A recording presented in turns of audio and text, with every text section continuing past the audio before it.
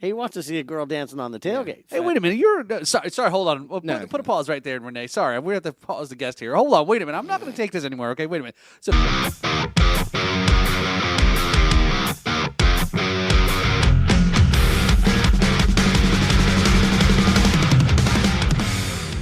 Hey everyone, what's happening? I'm Kevin McLaughlin, and this is the Riffs and... I'm Paul Robertson. This is the Rhythms Podcast. No, it's the Riffs and Rhythms Podcast. Rhythms. Riffs and Rhythms. Hey, by the way, did you know we got a great guest today, and you know it's interesting that it's National Guitar Month, and we have a drummer on this episode. That's how we roll. That's right, because it's probably always my fault, as Kevin will always say here. But anyway, so what have you been up to here? Oh man, you know the thing that has been taking up the most of my time is Sleep. That for sure, but not enough of my time, honestly. Is it also taking up your time coming up with new drummer jokes? Trying to think of something to tell you right now is actually taking a lot longer than I thought it would. But I'm in the midst of my music release schedule, and being an artist with no record company, I've got to do all the promotion on a teensy budget, and it's time consuming. Yeah, I mean, isn't in life when you have things to do, like if you owned a farm, you have more kids. Don't you have kids to do this stuff? I do, but they've got their own lives. Oh, okay, I guess. But it's the same thing with everything. Either you have to utilize money or your time. You have to have one or the other. And right now I've got time, so I'm using a lot of time to do grassroots promotion so that somebody might actually listen to my music. It's actually coming along. I see it's on showing up on playlists. Yeah, it's showing up on playlists all over the world. I just for promotional purposes, I just put together a few, like what the critics are saying, a few quotes, and it's kind of cool. It feels good that they're actually saying good things about my music. They like me. They really, really like me. Ew. So it is also on Day by Day is actually on the Drums and Rums Spotify playlist. Actually, we haven't officially reviewed it yet, though. We have not, so we're saving that one. So we've got a special guest that we're going to put you in the hot seat there. I believe that special guest will be coming up in a couple of weeks. Okay, very good. So stay tuned to find out who's going to help me secret special guest review Kevin's song. Did you choose which one you want to go? Did you want to go Day by Day or Let's go Day by Day? Day by Day. Okay. All right. So enough about us here. So let's get to our guest that we have on the podcast here. So let us welcome to the podcast. I've known him for quite a many years. We've got some stories that we're going to recant. We're not sure if it's actually legally we're allowed to talk about this, but let's welcome to their podcast Rene Rivera of the Andrew Morris Band. How you doing, Rene? I'm well. Thanks for having me be a part of this, and great seeing you again as usual, Paul. It's always fun, and pleasure meeting you, Kevin. So yeah, man, I guess buckle up, because who knows what dumb shit I'm going to say between now. Perfect. You came to the right podcast. Yeah, you're in the right spot for sure. And that's our script, actually. Awesome. I love it. Love it. Drink and say stupid shit. That should be on the shirt. Yes, it should. It should. It should be the first shirt we put out. I'm setting up a I had a bootleg at the Beer 30 show you did there on April 20th. There, I had a bootleg merch table set up in the parking lot. I don't know if you knew that. So wow. So well, that's okay. I'm assuming you don't care as long as you get your money. Hopefully there'll be some sort of huge licensing scandal that we can trump. That'd be perfect, right? Or we can make one up. It doesn't matter. Yeah, there you go. So, yeah, speaking of scandal, Rene. Yes. Tell us about how... there's scandal involved with Rene. No, he leads a good life. Yeah, I try. I'm a good guy, but I talk a lot of shit and I act like a total fucking idiot. Part of the problem is, truthfully, is I don't know. Maybe it's a drummer thing or other guys who played drums. Like, I'm kind of an introvert, so it's like if I really feel like I'm at peace and I know the folks around or whatever, like I don't have a problem being me or whatnot. But if I'm thrown into a situation where it's just like I have no idea what's going on, like an orgy, or that, Sponsored by Trojan. Okay. And then I go, I'm there. I like clam up like something fierce. Yeah. And I'm lucky enough that my soon-to-be wife, she is very good at like, breaking the ice or whatever, where I'm just like, leave me the fuck alone. Nobody talk to me. Well, hey, man, I got Please. something that will help Talk you. to us. I'm big into exposure therapy. So everyone, Expose yourself. Rene here is an introvert. He wants to be left alone. So when you go to a show that he's playing at, make sure you go up and talk to him. Well, I do. A big hug. I do try to. I am very engaging, like at shows, because like no matter what you're doing, like you're there not just to entertain, but if you're doing it well and you're doing it for money, it's a job. So you can't be a prick or an asshole, and that's just gonna screw up your reputation even more. But like it gets really, I just say it turns into like a freaking Lampoon comedy hour because I just start saying whatever dumb fucking things the voices in my head start telling me to say when I'm on the mic in between like the breaks and stuff, and like I get Like a lead singer does. yeah, I get Apparently he is very comfortable right now because I don't know how many Yes. curse words he's just dropped. Yeah, We're yeah. gonna have to get Sorry, guys, you might have to- demonetized. No, that's okay. We're getting undemonetized in the money that We're we going don't to get actually make. remonetized. Taking it away. this is family program. Our kids. unmonetization PBS. is going to be unmonetized. So no, yeah, what's funny is you say that because there's times that I have, and maybe as I've gotten older, have evolved a little bit more outgoing. Yeah. There are times I'm the same way. Mm-hmm. There's times when I don't want to talk to anybody, right? Or I'm just kind of, I don't get too engaged because maybe I don't know and I'm not that much. But Yeah. some will say, no, you're very extrovert, and I'm like, there's a. And that I get that all the time. Like when I tell people, it's like, oh, like I'm introverted. They literally look like I have like 6 freaking heads. They're like, no, you're not. Like, and I'm like, no, dude. Like, you have no idea. I have some theories about this, but I'm not going to actually share it on the show because it's a little too risque for where I want to go. Yeah. I'll just say that because it does involve some inappropriate things. So Yeah, okay. As does everything you do. yeah, why should I stop now? Well, we'll see how far that goes though, too, with more booze that we drink. There you go. Let's speak about more booze that we drink. He's yes. drinking beer. Have a sip of beer. Get comfortable. Sure, I will. Thank you for getting me a beer. Speaking of, let me jump before we get into learning more about Rene. Is speaking about drinking stuff here. So Rene and I know each other for quite a few years now, Yeah. almost over 4 years or so. Absolutely. And he's going to go into some of his music that he's performed previously, the current band he's in and current and so forth. But Rene was guest number 2 on the Drums and Rums podcast. Way cool. You're a veteran. Yeah, and thank you. Thanks, Mom. Not just the second guest though, too. Like I have to be genuinely honest and also appreciative.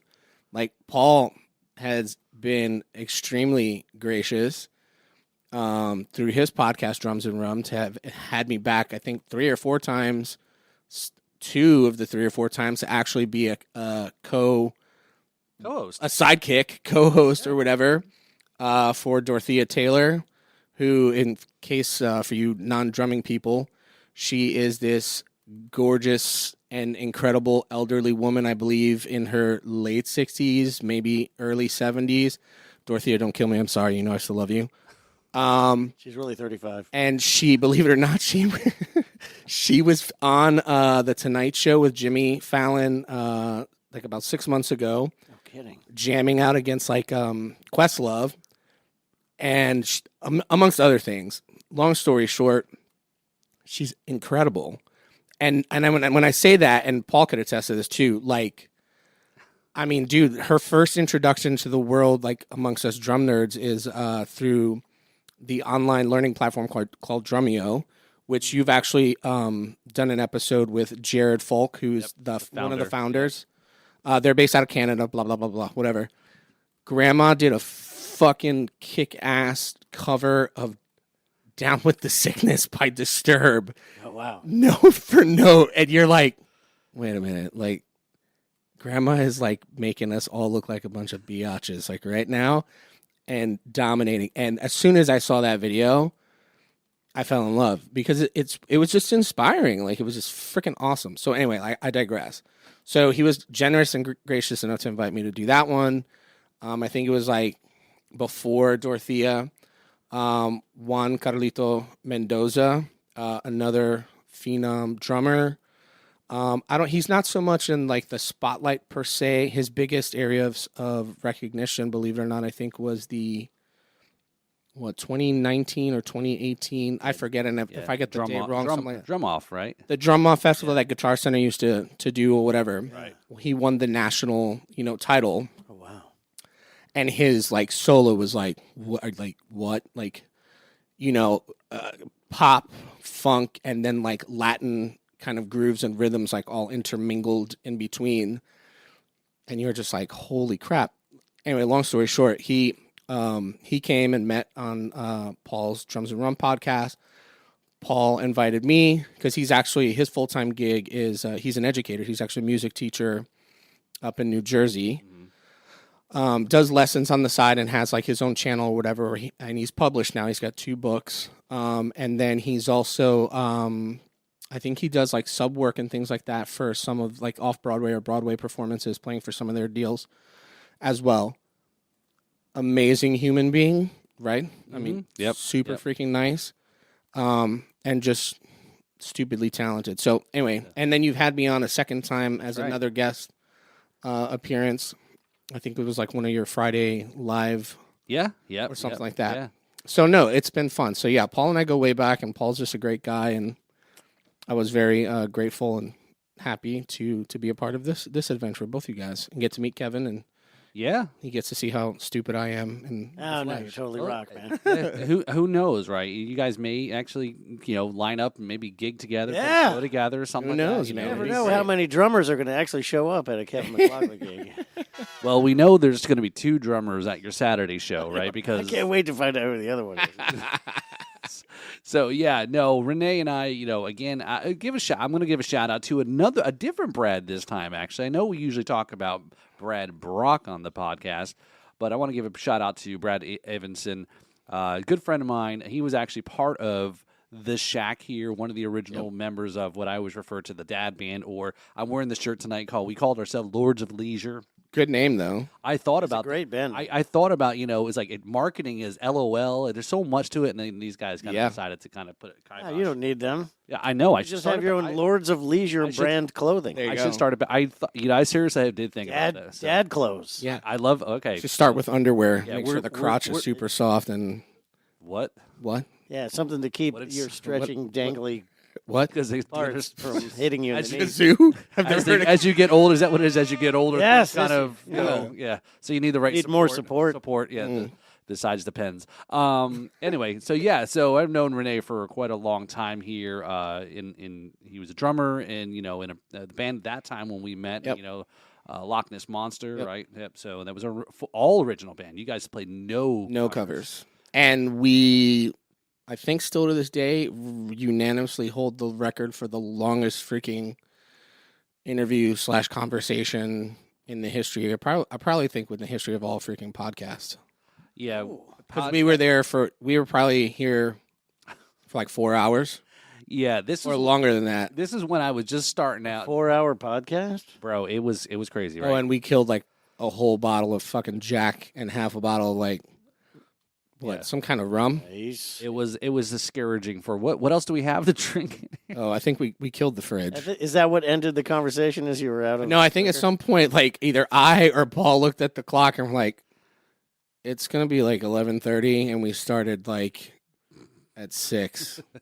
So we gotta go. It was pretty much It was rough. It was rough. The 3 of us there. So you've got a 4-hour marathon podcast somewhere? Well, after We edited it, of course. I had to chop it down. Yeah. because Once I went through that afterwards, I says, I will never again. So when I started the podcast, I was trying to figure out how do I want to do drums and rums? Do I want to talk to drummers? And we're going to sample rum and we're going to talk about it.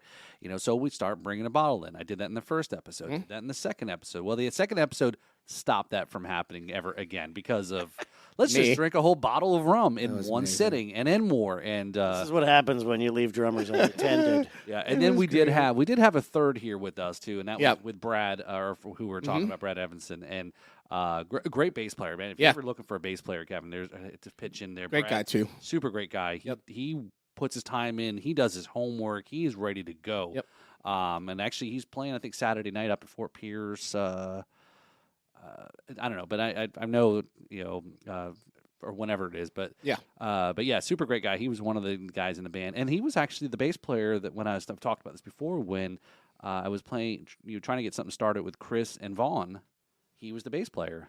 So we cool. We were just wrapping up our dad band thing, and Brad and I were trying to look to do a little bit more and take it a little bit more further, but that didn't kind of pan out. But just life and circumstances. Exactly. So yeah, no, I appreciate you there, Rene, coming on there, hanging with me on some of the episodes. I know the Dorothea episode there. I know you were trying to refrain from fanboying too much. Where he's like, "Am I really talking to Dorothea Taylor?" She was super cool. Super cool. Awesome. Dave Rove, right?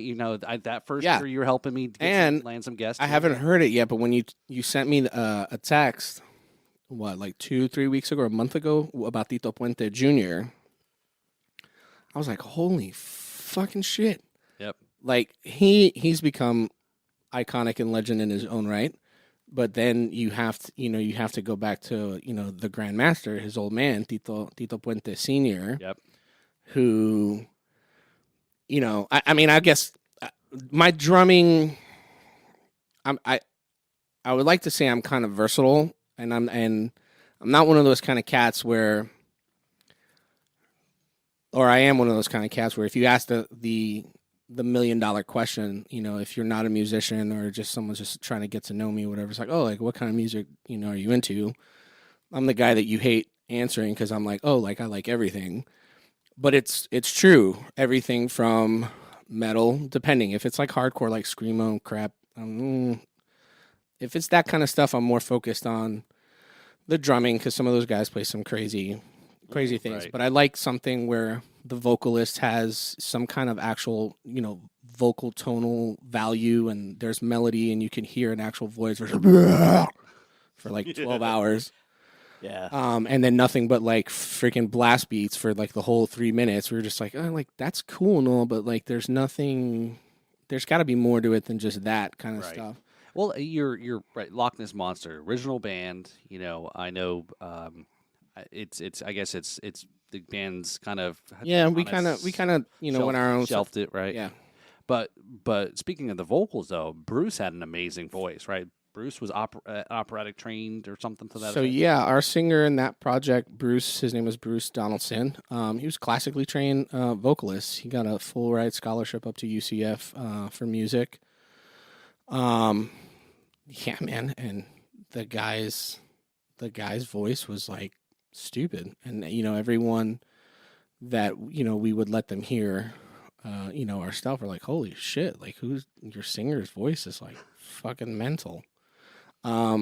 So yeah, so it ranges from that, and like, if you go back and you listen to some Loch Ness Monster stuff, which is on all streaming platforms, blah, blah, blah. It's very rock driven, kind of, anywhere from, straight alternative to harder rock kind of vibe to occasionally like a little bit of shoegaze, which was just a conglomeration of all of our interests. To where I'm at now, playing in a country band, again, kind of showing that versatility of, being aware of like the different styles of music and what's, required. And then, if you sat me down with a pair of congas or some timbales, I can play some Latin shit, which is, again, just kind of. I can tell you can play them properly by the way you say the words. Thank you. You're pronouncing them as timbales. Is that what gives the credibility? Because you can roll your R's. The timbales. Well, if he said timbales and then he said he was playing, some other style, I'd be like, yeah, that's weird.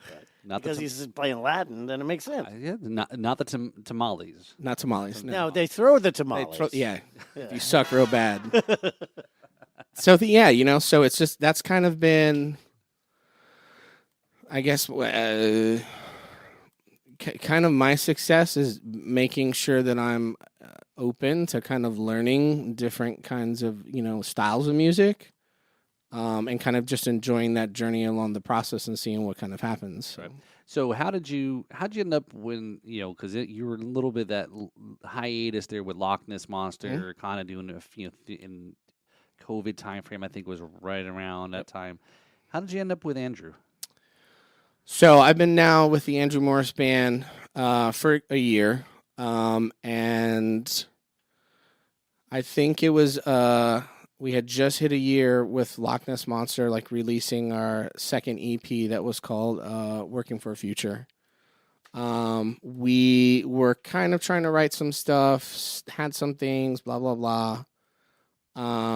We weren't really playing out, because truth of the matter. South Florida's original music scene has really kind of died down exponentially over the course of the last 25 years. Before, you used to have bands left and right playing all over the place, original music, bars, venues were like, oh yeah, hell yeah, come on out, let's try it. Now it's kind of like a dying breed. Anyway, hashtag frustration. So somewhere in between that, I was actually at a training with my job. I'm a school teacher. Or a guidance counselor now. The state trusts me with their children, people. Anyway, long story short, I was at this training or whatever, and I get a text message from Mike Cheney, who's the bass player for the group, and he's like, "Hey, man, we're looking for a guy to kind of take over drums. Would you be interested?" But I guess before I go into that detail even further, I kind of knew them, not as close as I know them now, obviously, but I knew of them. I knew who they were. They were really great guys before any of this kind of started to manifest through my years playing with another country band that kind of were the band that gave me my first break kind of deal. They were called Burnt Biscuit. They still perform around here. They're amazing. And whenever we would play at Uncle Mick's right up here in Jupiter, Andrew and their old drummer, Chuck Ficker, would pop in, sometimes Mike, and they would, sit in a couple times, whatever, blah, blah, blah. Well, during COVID or post-COVID, 2021, their drummer, Chuck, sadly passed away. Oh, wow. Not COVID-related, but it was kind of like a shock. We were just freaking, I knew Chuck. Chuck was a freaking great guy. Great freaking player. Singer, too. It was a freaking trip, and he and I, we never really got to see each other face to face a bunch, but we would always kind of talk, shit or just kind of checking on each other on the book of face. And anyway, so when he passed, I was like, frick. So kind of a year and 2 years go by. They're kind of doing their thing. They had another cat that I guess was kind of at the helm, and then this is when Mike kind of hit me up February of last year. And I was kind of like, well, why not? If you're gonna gig out. They're going to pay, not that playing with Loch Ness was not fun, but it's I'm not really making any extra dough from it. So why not, extra money, have fun going out there, and I'm bettering my skills the more you're out playing no matter what. So I was like, sure, why not? So I was like, well, just let me know what's what and send me a set list or whatever you got. And so he texted me the whole set list. And I was like, okay, banging. And then, he's like, hey, so Andrew's going to give you a shout, maybe tomorrow or in a couple days or whatever to kind of just get the vibe. I was like, yeah, sure, whatever. So Andrew called me and he was like, hey, man, I sent him I got a website and the YouTube page just, for that reason. Hey, you want to know if I know how to play? Check here. There's evidence. So, they knew that I played country stuff. They knew I had whatever. And they were like, okay, yeah, blah, blah, blah. So a week goes by, and then I get a text from Mike and throw me on a group feed with the whole rest of the guys. And they're like, hey, we're playing over here at Grouper in Jupiter. If you can make it, that'd be great. Kind of like trial by fire. Let's just dump you in the thing. No rehearsal, no nothing. Wait. So you're getting thrown into a gig. Were they planning to have a drummer or just go no drummer in that gig? So at this point, I think it was kind of like a trio vibe, and I think they had already. I'm not sure on the the backstory before I came in. I think the guy had departed a couple months already before. There was just a little bit of friction and some other things. I don't want to be disparaging from what I know. It's whatever. And they kind of, they were like, yo, like, this ain't working. And I think there was some disagreement amongst some of the players when they were trying to be like, hey, like, you kind of got to fix this. And his ego was, I guess, from what I gather, was a little too much before that, or too big, and he didn't want to hear it. Anyway, so yeah, it was just kind of like surprise. And then funny, because it was like about 2 weeks, 3 weeks or whatever, they had sent me the list. I hadn't listened to shit. And it was like Monday of that week, of all freaking weeks, which is kind of funny and fortuitous. Like, the voice in my head was like, hey, dickhead, you should probably listen to this shit, because at some point they're going to call you and you don't want to look like an idiot. So I was like, okay. And in my classroom, I didn't care. I had like nothing but the country playlist, like, on loop, and the kid's like, oh, I like this song. I was like, I'm listening. I'm studying. Can you stop? Do your work. We can see why you're now the guidance counselor and not overseeing. No, they're good kids. I love my job. So, yeah, then they called me up, and then, so here's what's even funnier. So, we go to the gig, set everything up, kind of officially do the meet and greets with all the cats. I knew Andrew already, but, same thing. We hadn't seen each other face to face in a while. And Mike was like, hey, if there's stuff, like, I'll cue you. And I told him, I was like, hey, I did my homework, I listened, but, if there could be someone there who could, music direct me, give me like a good lead into, maybe a break or whatever, give me the signal, however it is, and I'll follow. If I kind of shit the bed the first round, just know by the second I'll pretty much have the roadmap and figure it out. Okay. First song we play wasn't even on the freaking set list that they gave, but I nailed it. And like, Mike turned around playing bass, and Steve Siciliano, who's a guitar player, Steve kind of looked back, because he didn't know he was getting into either. And Steve just kind of looked back, kind of with his face like, okay. And Mike was like, he was literally mouthing like, I have a boner. And he was like, he's like, I found a guy who can play, and I think like the time signature was like 6/8. And he was just like, I love you.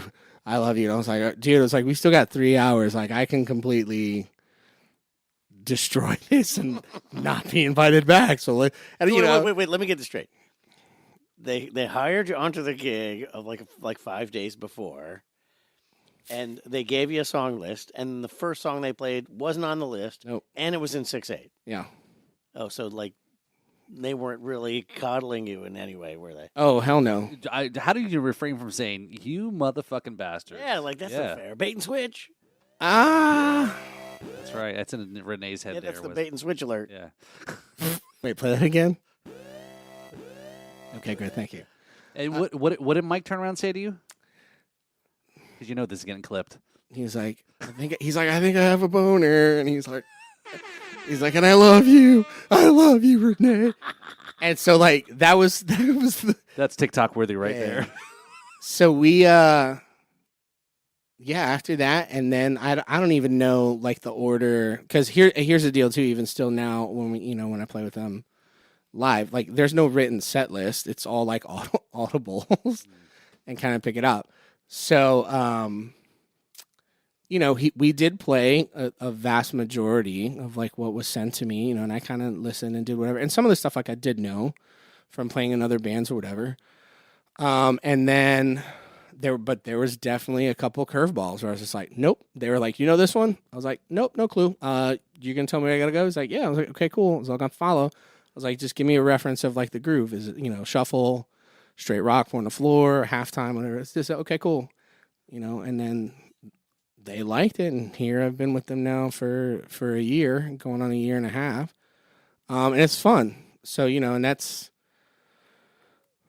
kind of what I do. Do you, again, not intentional, right? You don't believe that was intentional. It just kind of happened, right? In some of the set that you were given and not realizing, or they went in.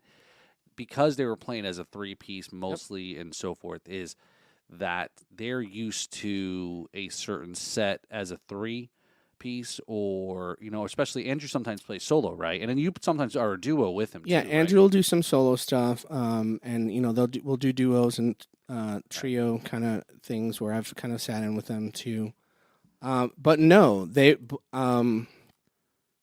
Chuck had been playing with them for like 20, 25 years. Oh wow! And Mike's been with Andrew for like freaking 30 plus years. Wait, how old is Andrew then? Andrew's 35. no, I think he's I think he's like in his mid 30s. I'm Wait, not wait, the wait, old. I'm the wait, second wait, second wait, of the oldest wait, cat. wait, whoa, They started Rene, whoa. gigging when they were Whoa, in kindergarten. whoa. Is that what you're All saying? I don't. Whoa, back up here, Yeah, okay? yeah. I'm going to have to call you out a little bit here. No, you're good. You're good. I know you're not a math teacher, a history teacher, Nope. right? I'm a history teacher. Yeah. So that's what I'm saying. The math isn't adding up here, is what we're getting at. Do you have your numbers wrong? Is this your final answer? He's been playing No, with no, them for it's- 30 years, and how old? Yeah, is he? no, he's no. So, Mike actually met Andrew, like I said, 30 plus years ago, and has been playing with them for a Right, so while. they've And been he playing with kids was, or kids, is what. yeah, but Mike's older. Mike's. Oh, he's sweating now. Look, he's sweating. We called him out on Ooh. math, and he's all Mike. messed up now. Mike is, I think. Well, I'm not going to give age, but he's Old. he's in his prime. Wow, that's nice. There you go. There you go. Good But recovery. he knew. I think Andrew's first like breakout, and I don't recall the name of that project that they were with before. Right. I think Andrew was like 16 when he first started out. Okay, yeah. When I first started out, like playing an actual bar or joint like that, and that the legend has it is that the minute he opened his mouth, like pretty much everyone who was listening to him basically creamed their shorts because he's got a freaking awesome voice, and he's definitely got that really He's got that. soft, good Southern country drawl in his vocal range, and he could hit a lot of notes. So we're going to listen to a little bit of the song here in the review. Yep. But before we do, what would you say he would be compared to give a reference? Is he like a little bit like Stapleton, a little bit? Yeah, and I think that's kind of where we Andrew's the old soul of country music, if that makes any sense. No, we've talked about this actually in previous guests about the Old Testament, New Testament, talking about Garth Brooks, right? Garth Brooks was the end of the Old Testament, and the New Testament started with New Country, right? Yeah, and I would Kevin even doesn't remember the episode. and I would even go. I don't know that I would compare country music to the Bible. Well, we were talking about like old school, new school kind Oh, of that stuff. sounds way better. Yeah, okay.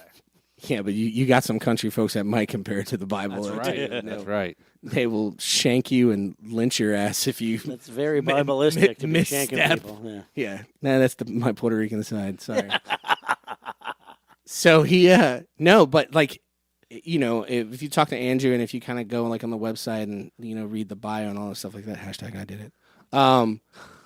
He'll tell you like his grandfather's influence of like that even older generation of country of George Jones, Johnny Paycheck, Jerry Lee Lewis, Waylon Jennings, guys who are now legends, really in the country music pantheon, if you will, of great singers or whatnot or artists. That's Andrew, and he's very true to that. And I think if there's one thing that's kind of cool on our end is to kind of be with a singer / artist that's like, I don't really want to compromise too much of what makes country great. So that storytelling component, of the song, right. And so and I and then I would just kind of say that I guess based on that, in today's, I might get wrapped in the mouth for saying it. I'm not a super huge fan of today's newer modern country stuff that's overproduced or has all this like, ridiculous hip hop drumming stuff on top of it. It's almost kind of like country music, from my perception, is like this identity crisis of like, we have no idea who the fuck we are. Are we country and playing? Hey, go ahead. You can crank that one up loud. Absolutely. Yeah. That reminds me of a moment. I was out working a show at a mud bog festival, and all of the guys did the thing where they took all the pickup trucks and they backed them up and they made this giant circle bumper to bumper, and they put the stripper poles in the Class 3 hitch, and they're playing all this hardcore rap, and I'm thinking, these guys are playing this music, but if one of those artists showed up, they'd probably just shoot him before he got too close. Yeah. It doesn't even make any sense. Yeah, and I mean, listen, I don't care. Wait. Where's the stripper party? Dude, you don't even want to know. And you don't want to be invited to that. You don't want to go because it's horrible. There's one that cruises around Clematis in downtown West Palm. There's this picture average-looking girls with mud all over them. Not even in average. Safety orange and green bikinis. Kevin, you're being nice. Dancing on the tailgate of. Are you trying to talk me out of something here? You're not doing a good job here. A collective of 3 teeth and. Yeah. Right now, he's describing something that it'd be probably awkward if I tell him what's going on underneath the table. It might be a spoiler alert, but here's. I know we'll get to it now later. We know what Paul's into. He wants to see a girl dancing on the tailgate. Hey, wait a minute. You're sorry. Hold on. Put a pause right there, Rene. Sorry, we have to pause the guest here. Hold on. Wait a minute. I'm not going to take this anymore. Okay, wait a minute. So you're the guy that goes through all these bike fest, bike week, cabbage patch, coleslaw, whatever wrestling, and then you're giving me shit about girls that are in the mud there. And but hold on. Wait, there's more? You got to know, though, dude, because here, I know it's not part of the segment, but I'll figure out another story to tell you later on. But, no, imagine this. If I'm going to, I think I'll be able to encapsulate the thought you have. Go ahead, yeah. So I'm there, and there's this girl with a bikini on, and she's probably 5'4", 185 pounds. Oh, that sounds like a Sir Mix-a-Lot song. Mm-hmm. Wearing a safety green bikini and a big splotch of mud right on the back of the bottom of the bikini. Yep. And I'm looking at her, and she's dancing like a snake that's been stepped on. Yep. And I'm looking at her, and I'm going, if I was anywhere but Mudfest, I would literally be puking right now. Oh, no, I think when it happened to me, I think I did puke. And I went and I ran off the stage and locked myself in the trailer of the van. It's like, I don't want to fucking see this. Yeah, bait and switch alert. It was like, what just happened here? Yeah, it's kind of like, So no, she didn't have any mud flaps? She had some mud flaps, and they were flapping some mud, I can tell you right now. And it was evident. Listen, I've only seen the Elephant Man one time, and that's pretty much what I fucking saw dancing on this mud bog joint. And on top of me, like, hearing, "I am not an animal." Hey, listen. And I ran into the freaking back of the trailer. I was like, no. Yeah, meanwhile, what is this? There's a bunch of I'm not an animal dancing on a pole to Flo Rida. Yeah. Or like Florida Georgia Line, and you're like, what? Like, what? Hey, what are you doing? Renee, we don't kink shame here, okay? Kink what? Kink. Oh, he's got a... You got words? He's got a... I'm finding something out about you. Oh, You've got a kink about mud wrestling girls. Mud wrestling elephant women-looking girls. No, I'm not... I mean, listen, knock yourself out. It's just not my cup of tea. And, first you have to have a top-rate dental insurance fucking plan if you're going to go up there on the mud bog stripper pole. And B, you're at a freaking mud fest. Yeah. Not Rachel's. Like, I think it was the girls' hockey team that was dancing. Lord God, it was bad. They don't have to. Anyway. Anyway, all right. So back to the Bible and Old Testament, New Testament. Yeah, let's focus. We're digging a deep hole. We got to get out of here. Good segue. All right. So anyway, so let's go ahead and we're gonna go ahead and review one of y'all's songs. Yeah. So this tune that you guys are gonna review is called "Disappear."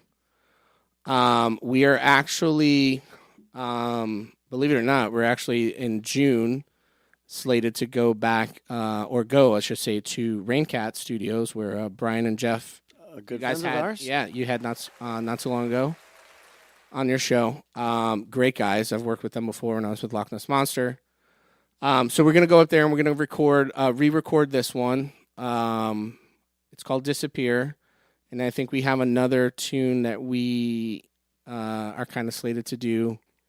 So here's Disappear, and this is an original of Andrew Morris. Here's our kind of take on it, and All right, so here we go. This is Disappear. this was live at the Tuckahoe Mansion up in Stewart a couple months ago. She had a skinny t-shirt and cowgirl boots. You could tell country raisins in her roots. She looked up at me. She said, "What's your name? You wanna dance?" I said, "Hell yeah, let's take a chance." We swung around all night in that old dance floor. She said, "You want me to Does have that old country vibe. we can head on down toward Mexico. Yeah, the Gulf's nice as tide. She said, "Boston, man, let's get up out here." Just Someone's going to stop that kid, that hula hoop. Nah, Where's parents? stage presence in effect. Yeah, it's a well done song. Thank you. This is an original. So we loaded up the truck and we hit Like the the original. road. Thank you. She said Panama City was a place to go. We sang a song on the radio, never got home. 'Cause we were halfway to love down a one-way road. And I still can't believe. She said, "What's your name? You wanna dance?" I said, "Yeah, let's take a chance." We swung around that old dance floor. She said, "You want me to say let's go? We can head on down toward Mexico. And the Gulf's nice as So the band's tight. Thank you. she said, "Boston, Rums really locked in there. So I'm thinking of this. So, Here, a little bit.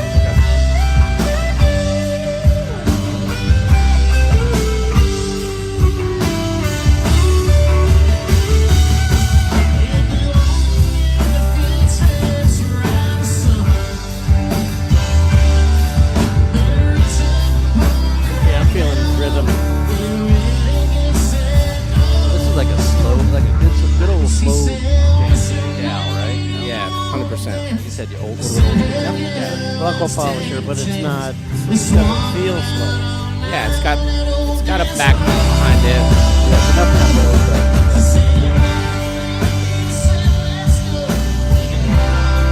The fact that you weren't using the rim shots, you were doing full snare, kind of gives it a better energy. Yeah, and with on the verses, which I think he kind of goes in between like a 4/4 and 3/4 time. oh, okay. They're back and forth. Took me off guard. And P.S. I hate 3/4 time. And I feel like 3/4 time should be done with jazz standards, where you're just sitting there playing a ride. But that's my stupidity. It just depends on how you count it. Yeah, that's true. Weren't you complaining about 6/8 before? No, I like 6/8. Yeah, well, isn't No, that 'cause- just times two? Honestly, look, Yeah, no, it's true. Yeah, 100%. because it's International Guitar Month. Look at math. I wanna Again, analyze the rhythm. math, right? Son of a bitch. I No, need a, but like most of the country tunes that I would hear with this vibe would be rim shot, yeah.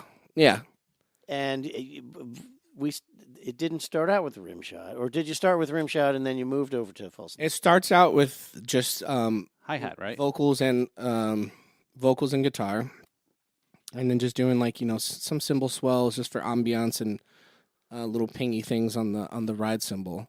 So nothing loud to kind of keep the dynamics low until he goes into that chorus to do a build, and then we're full groove there. Couple breaks, like as you heard, based on the roadmap, and then when he goes into the verses, we go back down. At least for the first half of the verse, rim shot, and then kind of go into a full snare sound, and then kind of keep that going the rest of the song. Very cool. Yeah, I So, think it's a well written song, well arranged as Thank well. you. All right, so we're gonna go here and say, is it the riff or is it the rhythm? And I'm gonna go with the rhythm here because Yeah, I'm going to go with rhythm. It's unanimous because being that it's just a four-piece band, including the singer actually plays guitar. So there weren't any thematic riffs that were off to Right. offset the vocal. right. Yeah, and I think that's one of the things that even me as a drummer too, in contrast to playing with Loch Ness Monster, where I would just freaking hit hard.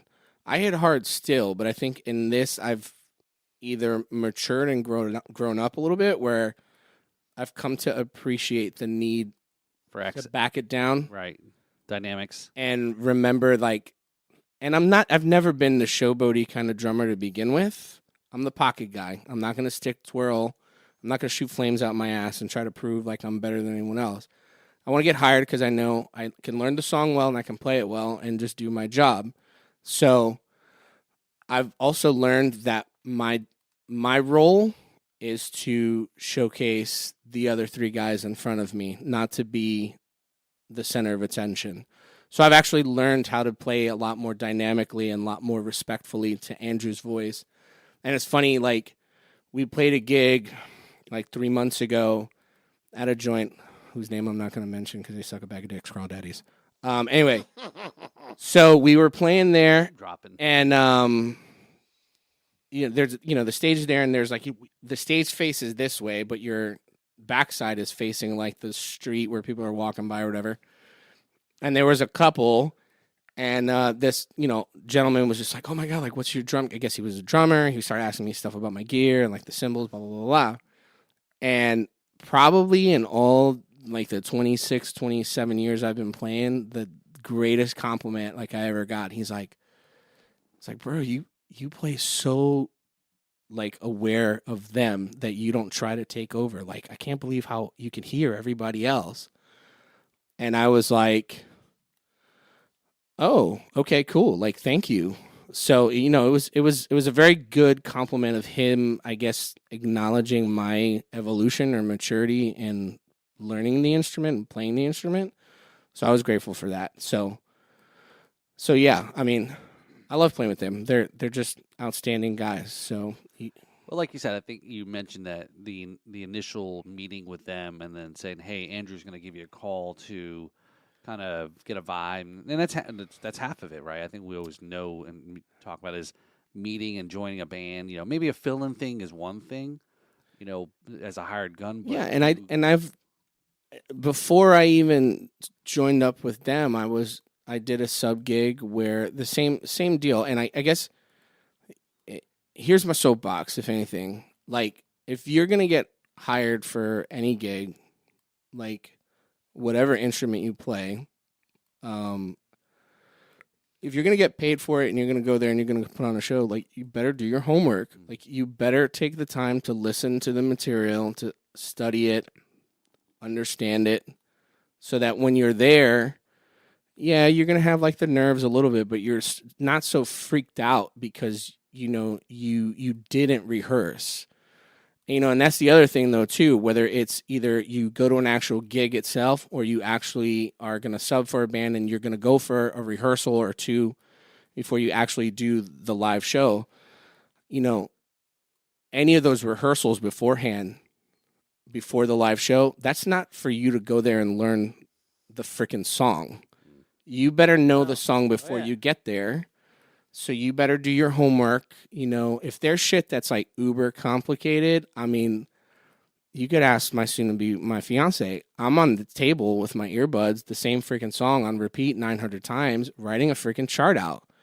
Because sometimes, I'm the kinesthetic learner, but I'm also the conceptual learner. So if I can wrap my brain around what's there, and then sometimes what's even funnier, at least for drumming, I can't really speak to guitars or whatever, or bass, but with drumming, like when you write it out and you're listening to it and you're just like, man, he made that sound so freaking complicated, but it's really only this. And you feel like a dumbass because you're just like, what the hell? And then you go and you kind of play it and you figure it's like, oh, okay, like I can do that. And maybe I don't suck a bag of dicks as bad as I think I do because we're our own worst freaking critics. But at the end of the day, like if you come to that gig prepared and ready to rock, and then you can do a good show, I'm pretty sure I can speak for most players of any instrument. Like that's the golden ticket. That's what you want. You don't want that guy. That's all that matters. That's all that matters. It doesn't matter if you got 1,600 degrees or if you're a doctorate in playing live. Yeah. You show up on the bandstand, you can either play the gig or you can't. Or you can't. And That's it. That's all there is. But you know what? This episode doesn't even feel like it's even halfway over, and we're running out of time. So, my bad. Hey, man, no. Would you come back next week and we could talk some more? I would be honored. Before we do all that, like, make sure to tell everybody what is your social media links. Like, how does everybody get to know you? Online? So I'm on all the socials: Facebook, Instagram. You could just look up either Rene Rivera or Rene.the.drummer. For Andrew Morris Band, same deal on Facebook. Facebook is probably your best bet for seeing, dates for shows and wherever we're playing out and things like that. So same deal on Facebook, Andrew Morris Band. Or if you just want a real quick stop and shop, you can go to andrewmorrisband.com. Got a website. We've got some videos there, some live performances. And you can kind of find the links to all the socials. So we're on TikTok, we're on, Facebook and Instagram. Facebook, like I said, is mostly the informative side of things. We put some, media up there of some of the shows that we perform live. TikTok, it's all videos or whatever. So, but that's where you saw, Disappear, and a couple other fun things and stuff there. So yeah, that's where you can find me. That's where you can find the rest of the guy. I'm on TikTok too. So that China can continue tracking me. Anyway, so that's it. Awesome. And we got Dino here that's helping us out. He's got a list of stuff we're supposed to do, and we haven't done the hilarious bits. So say something funny, Paul. Hurry up. Thank you. The timing was great, though. Well, I guess we're ready to wrap up then. Well, as long as we can come back next week and do this some more, because this is great. Sure. I mean, yeah, Renee's brought his own bottle of he's got a bottle of Jameson. Look at it. Puerto Rican guy drinking Irish whiskey. Go figure. Jameson, the preferred drink of the Andrew Morris Band. Oh, baby. Yeah. Wow. Well, yeah, you gotta make sure you get that clip. Then send it to JMO, and then that's the goal, baby. Man. But seriously though, we'll talk afterwards. There is somebody who is a alcohol brand who's been dying to, who's really interested in a band who's willing to infuse certain things into their songs to promote their brand. I mean, we don't discriminate. Okay, well, we'll talk. I'll have my agent call your agent. And, yeah. Have your people call my people, and we'll see what's up. That's right. Rock on. All right, so we're ready to shut her down for the night here. We're going to shut it down for the night? Really? Yeah, well, hey, we got shit to do, man. This time passes so quick. You got like CDs to sell and I don't even know why I'm hanging out with you people. I got other people. It's a school night too, and I got to go to bed at some point. Yeah. Tomorrow. Renee's got to. I got to say, since it is International Guitar Month, I do want to say thank you to Paul. He's a great drummer. He plays his pitch slap, and he really does all the work. I just show up and make fun of him, but he spends the hours editing out all the stupid things that I say. And so I just want to say thanks, Paul. You're welcome. Totally rock. He's the mastermind behind this whole thing. Well, I appreciate you saying all the stupid things because all that ends up on TikTok, and shorts and clips. So keep it up there, buddy. Keep up all the stupid, hilarious bits, and we'll go there. So, all right. So, again, thanks for tuning in tonight there. We'll learn more, hang out with Rene next week also. We're going to chat a little bit more. We're going to get into a little bit of a topic discussion on some things here. So, definitely tune in for next week's episode there. So, let's get her done, man. Rock on. So, this is the Riffs and Rhythms Podcast. I'm Kevin, and he's Paul Robertson.